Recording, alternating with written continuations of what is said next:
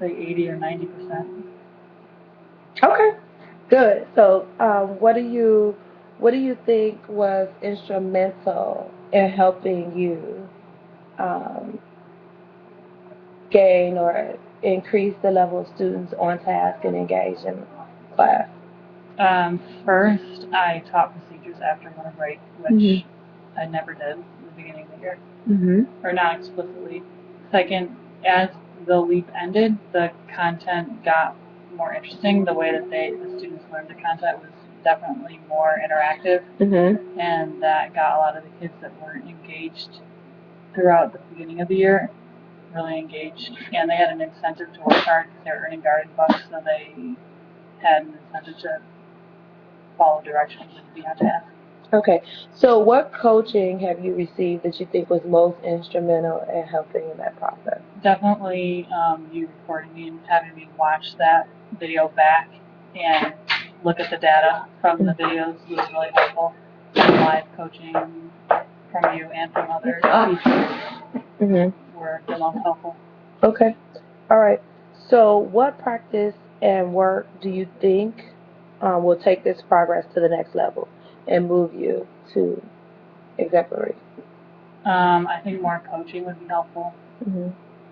and just having like observations on skills that I still need to develop because a lot of it I'm not necessarily aware of that I'm not doing. And I think if it was brought to my awareness, then I could fix it because that's how, like there was 2 skills that we worked on this year. And once I focus on specific skills that were pointed out to me, I could fix them. But if I'm not aware of it, then I can't fix it. Okay. So, Jeff, overall, what do you think is an area where, outside of classroom management, outside of any professional development or coaching, where you feel like there's a growth area that you have or that you need that impact the student achievement data? Checks for understanding Hmm. during in real time. So like data, just in general, like getting feedback in real time from kids and collecting data in real time. Okay. All right. So, how do you feel then? Because as we are turning to look at your performance map, there were a couple goals. One was the higher order thinking questions, and we started that sort of late, which I think had a more significant impact on the economics unit than it did on the geography unit in the beginning. And then we looked at classroom management. That was like the big thread throughout the year.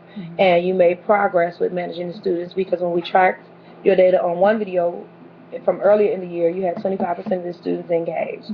Then we tracked your data 3 more times, and you got up to 80, sometimes 90% of your students engaged on task with one directive, which was great. So now my question for you becomes, when we were working through uh, writing higher order thinking questions, one of the big things that came out of every time we sat down together was your understanding of where you needed to go with the lesson. Right. So that to me seems more like a content knowledge area for growth. So how do you feel about that? Yeah, I would agree with that. So are you saying that like I need to become more familiar with the content? What do you think? Yeah, I would agree with that.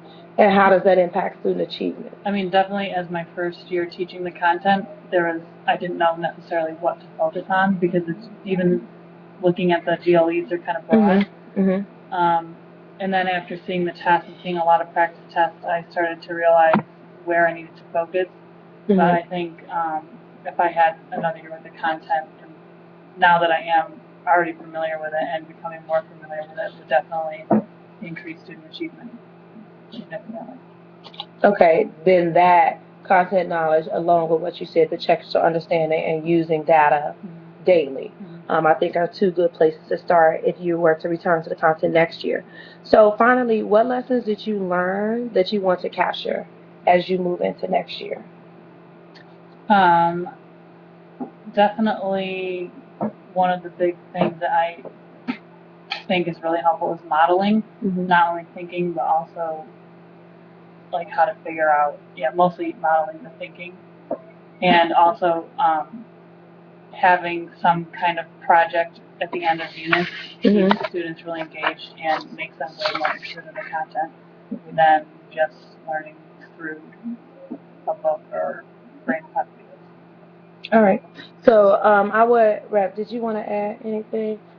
So, yeah, that's okay. So I would wrap this up with the key takeaways, just in terms of strengths, is acting on feedback, implementing professional development, really resilient, really tenacious in the classroom, and then in terms of growth areas and what it really takes to move student achievement data would be an in-depth content knowledge, and then the constant, consistent use of data on a daily and weekly basis, as opposed to just that reflection during interim, like, oh gosh, my goodness, they didn't perform as well as I wanted. How do you put them on track and a trajectory and keep up with their progress throughout an entire year, from day to day and week to week? Do you have anything you wanted to add? No, I definitely agree with all of that. Okay. All right. Thank you.